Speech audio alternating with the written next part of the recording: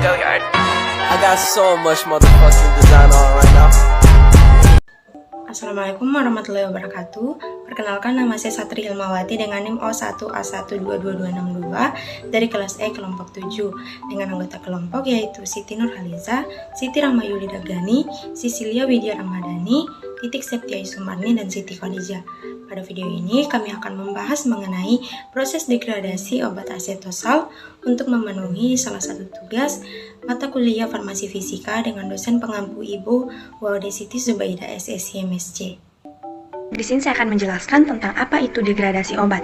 Nah, degradasi obat merupakan perubahan senyawa dari senyawa kompleks menjadi senyawa sederhana atau perubahan senyawa dari senyawa aktif menjadi senyawa inaktif. Nah, hal ini terjadi karena perubahan fisik, perubahan kimia, pengaruh cahaya, dan juga pengaruh dari mikroorganisme. Kedua, aspirin. Aspirin merupakan golongan obat antiinflamasi non-steroid atau yang disebut dengan AINS yang mengandung asam salisilat yang memiliki sifat yang pertama analgesik, yang kedua antipiretik, yang ketiga antiinflamasi, yang keempat antireumatik, dan yang kelima antitrombotik. Nah, di sini saya akan menjelaskan tentang efek samping dari aspirin. Yang pertama yaitu adanya gangguan saluran pencernaan akibat dari gugus asam karboksilat, dan yang kedua yaitu meningkatnya agregasi platelet yang biasa dilakukan pada pasien terapi kardiovaskular ataupun yang lainnya. Yang ketiga yaitu adanya gangguan saluran pencernaan pernafasan akibat ARD.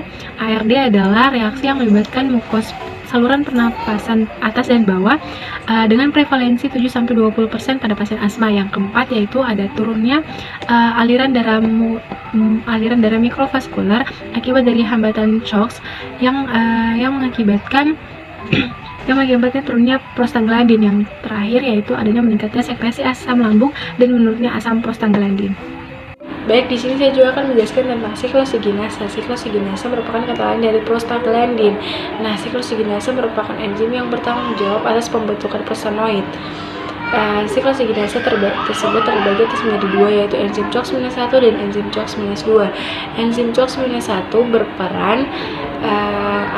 berperan untuk melindungi homeostatis tubuh, sedangkan enzim CHOX-2 yaitu akan aktif pada saat proses inflamasi. Selanjutnya saya akan menjelaskan mengenai mekanisme dari aspirin tersebut.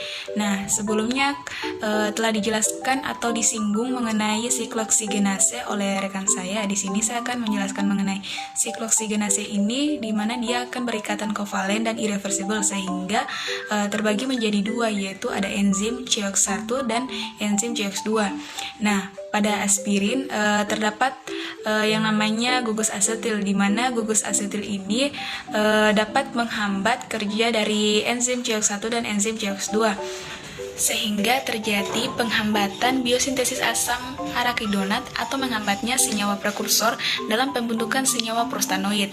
Nah, jadi pada enzim CHOX1 yang telah dihambat oleh gugus asetil tersebut akan mengandung sifat dari aspirin tersebut, yakni ada sifat analgesik, antipiretik, antireumatik, antitrombotik atau antiplatelet ataupun antiagregasi trombosit. Nah, sedangkan pada enzim CHOX2 akan mengandung atau menghasilkan sifat antiinflamasi.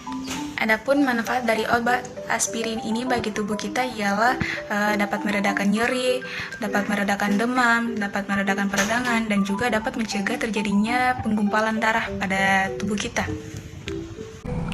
Nah, jadi sudah kita ketahui bahwa degradasi merupakan senyawa obat dari senyawa kompleks menjadi senyawa yang lebih sederhana.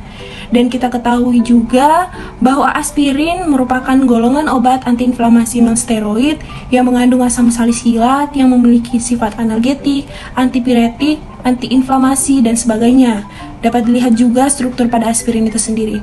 Untuk efek samping pada aspirin itu sendiri berupa gangguan pencernaan, gangguan pernapasan, menurunnya sekresi mukus, dan lain sebagainya. Pada mekanismenya, aspirin melakukan penghambatan senyawa prekursor dalam pembentukan senyawa prostanoid untuk masuk. Dan yang terakhir adalah pemanfaatannya dari aspirin itu sendiri adalah meredakan nyeri, meredakan demam, mencegah gumpalan darah, dan lain sebagainya. Demikian pemaparan materi dari kelompok kami. Lebih dan kurangnya mohon dimaafkan. Terima kasih. Assalamualaikum warahmatullahi wabarakatuh.